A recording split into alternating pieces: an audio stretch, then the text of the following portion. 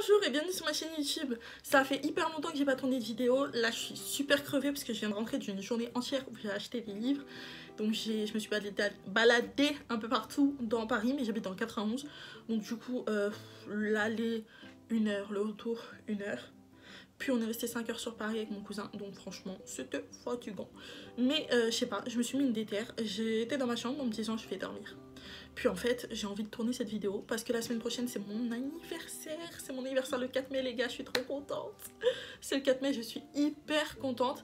Et j'ai toujours pas tourné l'update lecture du mois d'avril alors qu'on est le 29. Donc du coup je vais le tourner aujourd'hui. Si on n'est pas le 30, on est le 30 en plus, on n'est pas le 29. Donc du coup je vais tourner cette fameuse vidéo et vous la sortir. Je me suis mis une déterre et là let's go. Comme par hasard quand je décide de tourner cette vidéo j'ai plus de batterie, alors je me dépêche de la faire. Donc cette vidéo c'est un update lecture slash le résultat de mon challenge du mois que j'ai organisé, donc le Addict Livresque Challenge. Donc on démarre tout de suite. La première catégorie c'était en fait les couleurs et j'ai décidé de vous dire ce que j'ai lu dans les couleurs. Du coup c'est le concept de la vidéo, désolée j'essaie de gagner du temps, je pense que vous l'avez compris. Donc du coup un livre à la couverture rouge, j'ai pu lire Grisha tome 3, donc j'ai lu les 3 Grisha en un mois, je suis assez fière de moi, on peut le dire. Ça fait plusieurs fois que je refais cette vidéo, donc je vous le dis, je suis désolée pour ceux qui ne connaissent pas, mais je ne vais pas pouvoir faire de résumé parce que je n'ai pas le tome 1 sous la main et que je suis nulle en résumé, et que ça fait 10 fois que je refais la vidéo alors que j'ai 10% de batterie. Donc du coup, Grisha. Ce que j'ai aimé chez Grisha, c'est que tout simplement, il y a un côté chez Alina qui est mauvais, qui est du coup Alina qui est la gentille de base, qui est mauvais, et chez le Darkling qui est bon, qui fait qu'il y a cette espèce de contraste, cette espèce de réalité en fait. C'est-à-dire que pour moi, même la fin, sans spoiler personne, pour moi, tout n'est pas noir et blanc dans Grisha, et c'est ce que j'aime énormément avec ce livre. Et du coup, j'ai lu les 3 Grisha en un mois, et j'ai plutôt apprécié mes lectures. À chaque fois, il y a quelques petits trucs qui m'ont fait...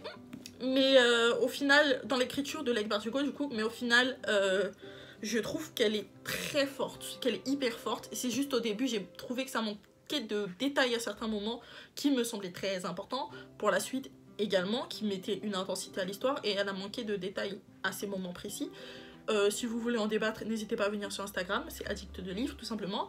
Mais sinon j'ai beaucoup aimé, j'ai vraiment beaucoup aimé Grisha. La fin, j'ai trouvé qu'elle était bien.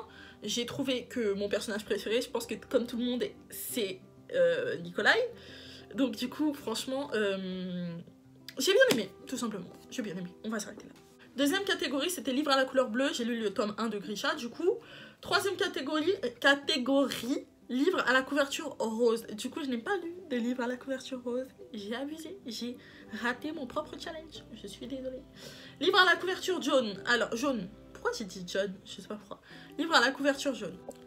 Comme je vous l'ai dit, on prend la couleur qui prime le plus à l'intérieur du cadre. Donc en haut c'est un peu orangé, mais c'est plus jaune vers là, plus en fait c'est plus jaune en général quoi. C'est comme je vous ai dit. Du coup je sais pas pourquoi je vous ai montré l'arrière. Voilà, donc du coup La Rose Écarlate, c'est une BD assez sympathique franchement, et j'ai trouvé que j'ai adoré l'héroïne, j'ai trouvé que j'ai passé un hyper bon moment. Je l'ai lu en une fois je crois. Franchement les planches sont pas dégueulasses. Parce que des fois les BD, moi je m'attarde énormément sur le dessin pour les BD. J'ai du mal à prendre une BD qui n'est pas belle, et il se trouve que celle-ci est belle. Donc je suis assez contente de l'avoir lu. Ensuite, un roman à la couverture verte, j'ai oublié de le mettre sur Instagram, mais il y était dans le challenge, donc je l'ai envoyé à la plupart des personnes. Désolée si vous n'avez pas vu, c'est pas grave, vous validez quand même le challenge si vous avez fait toutes les catégories. Mais du coup moi j'ai lu Essie de Carly. Donc ce roman, sa petite histoire, c'est qu'en fait j'ai demandé aux gens sur Vinted, sur Instagram, s'ils avaient Vinted pour me vendre des livres. Donc en fait, quelqu'un m'a dit que oui, qu'elle avait Vinted, elle m'a envoyé un message je crois. Elle m'a donné son Vinted, j'ai été sur son Vinted et j'ai vu qu'elle écrivait un livre. Donc elle s'appelle Mathilde Cotte, ouais je crois que c'est ça. Et ensuite je lui ai dit, est-ce que tu as d'autres idées de romans auto-édités? Parce qu'en fait moi je veux soutenir à fond les gens qui éditent leurs romans, je trouve que c'est un courage incroyable. Et malheureusement je n'ai aucune idée de personnes à acheter. Parce que je connais, c'est des gens qui sont pas connus vu qu'ils sortent en indépendant. Et je n'ai pas d'idée. Donc à chaque fois je vous demande très régulièrement de me donner les titres sur Instagram. Mais du coup j'en avais pas. Et elle m'a donné Carly. Donc du coup j'ai été lire ici, que j'ai dévoré en une journée. Et ça fait hyper longtemps que ça m'était pas arrivé. Je crois que ça m'est quasiment jamais arrivé de lire un livre de cette page-là. C'est-à-dire que ça va, il a quand même 183 pages. 183 pages en une journée. Pour vous ça peut paraître ridicule, mais moi j'ai vraiment... j'étais super fière de moi, sachant que j'ai lu un autre livre. Attends.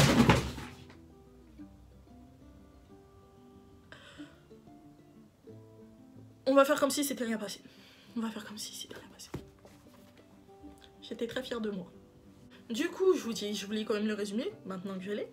Et si Alexis n'avait pas perdu son père, elle ne se retrouverait pas seule avec une lame de rasoir chaque soir.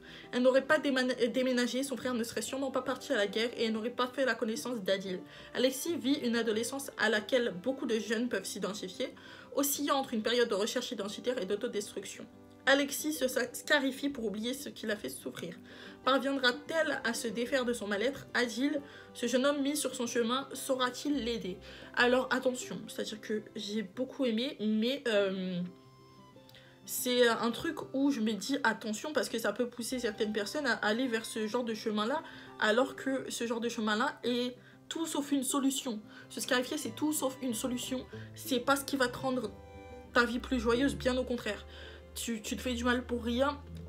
C'est pas pour rien, c'est pour tes émotions, etc. Mais c'est pas un livre que je conseillerais fortement aux personnes qui ont du mal avec ce genre de choses. Aux personnes qui le font déjà, des personnes qui se scarifient, qui se taillent les veines, très clairement, vraiment, ou les veines, ou n'importe quelle autre partie du corps, parce que je sais qu'il y en a qui le font aux cuisses, etc. Non, ça c'est pas, je pense pas que ce soit le très bon exemple. Non, je pense même pas que ce soit un très bon exemple. Je pense que son but était justement d'aller vers cette cause-là et de retirer justement ce côté d'aider en fait. Je pense que son but était d'aider, son livre est génial, mais je ne pense pas que le message, comment il est raconté, aide. Je ne pense pas. Donc je le déconseillerais aux personnes qui sont sensibles à ça, plus à quelqu'un qui veut regarder une histoire touchante. Là, vous pouvez y foncer, mais si vous voulez vraiment avancer vers autre chose que la scarification et que c'est votre truc, vraiment non, c'est pas... Non, tout simplement. Ensuite, ça va être un assez beau fail pour les maisons d'édition. Je n'ai pas lu de maison d'édition PKJ qui était la première catégorie. J'ai lu un Hachette. Je l'ai lu, je le prends, je me dépêche. Donc, non, tu tombes pas, attendez. Voilà, donc j'ai lu Sissi, le secret de l'archiduchesse, le tome 1, qui est publié du coup chez Hachette Roman et j'ai bien aimé. Il n'y a pas grand chose à en dire.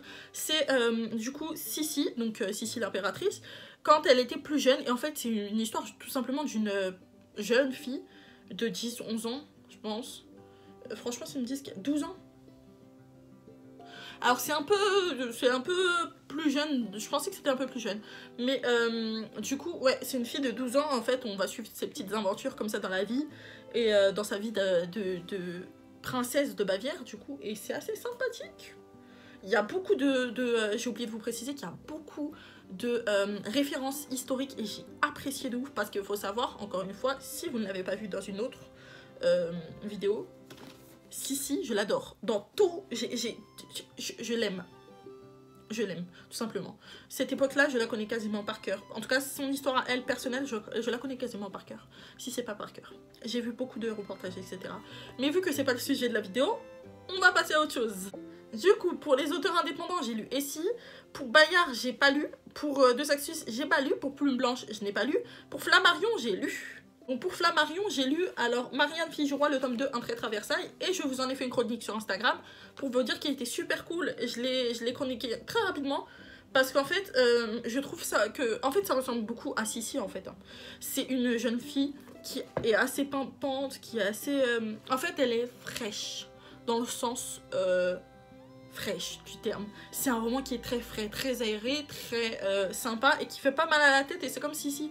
Je l'ai lu super rapidement aussi. Je pense que je l'ai lu en 2-3 jours Sissi. Parce que ça ne fait pas mal à la tête. Et c'est super cool d'avoir des romans comme ça entre deux grosses lectures. Ou même si on n'a plus trop envie de lire de grosses lectures, on peut les enchaîner comme ça. Et t'as l'impression limite de pas lire. Enfin, c'est très cool. Du coup, un livre dont le nom, prénom ou personnage commence par un S, si, ça commence par un S, donc j'étais assez fière de moi. Le livre qui me tente le plus, j'avais marqué Six of Courage tome 1. Je ne l'ai pas fini, donc non. Le livre qui me tente le plus, c'est Grisha, le tome 2. Du coup, c'est celui-ci. Je vous le prends quand même pour vous le montrer. Ils sont super beaux les Grisha, franchement, je trouve. Je suis super contente. Je les ai achetés en neuf, le tome 2 et 3, et je les trouve hyper beaux. Du coup, je n'ai toujours pas sorti le livre qui date le plus dans ma palle, c'était la prochaine catégorie. Le livre qui ne fait pas partie du vote genre habituel, j'ai pas eu le temps, I am sorry. Une fantaisie fantastique, Grisha, le tome 2 rentre dedans. Après, j'avais rajouté des catégories en fait c'est pour ça que je ne sais plus laquelle est la prochaine. Mais en tout cas, je sais qu'il y avait une romance LGBTQIA+, pour pouvoir un peu rentrer dans la diversité et tout, parce que je pense que c'est important. Et j'ai lu Heartstopper, mon premier roman en anglais. Donc, mon vrai roman en anglais, du coup, parce que j'avais lu seulement, avant Heartstopper, la BD What's de Reptile. Where is the Reptile? Mais c'était Where's, je sais pas si W-H-E-R-E/S.